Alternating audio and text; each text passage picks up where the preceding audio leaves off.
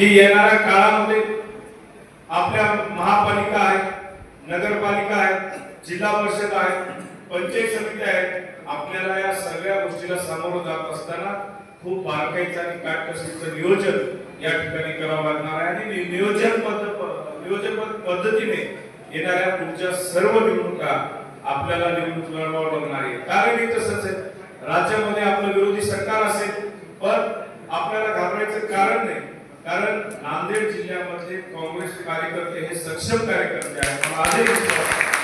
आज थोड्या बहुत अनेक फरकामध्ये कुठेतरी आपल्याला पराभव झाला असेल। आज सत्तारभाईची जी उत्तरमधली जी सीट आहे अवघ्या 2800 ते 3000 मताने गेली। आमची मोहनांना आंबोडे यांची सीट अवघ्या 600 मताने त्या ठिकाणी गेली। पण आपल्या हक्काच्या एवढ्या जवळच्या म्हणजे कमी फरकाने ह्या 2 सीटा या ठिकाणी गेलेल्या आहेत।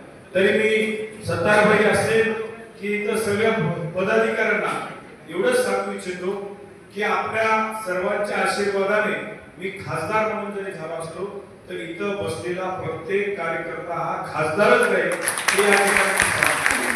इथं तुम्हाला बळ द्यायचं काम पडेल त्या ठिकाणी रवींद्र चव्हाण खासदार म्हणून कुठेही कमी पडणार नाही आणि त्याच्यासोबत आमचे जे सर्व पदाधिकारी आहेत ही अनुभवी मंडळी आहेत। आज प्रत्येक क्षेत्रामध्ये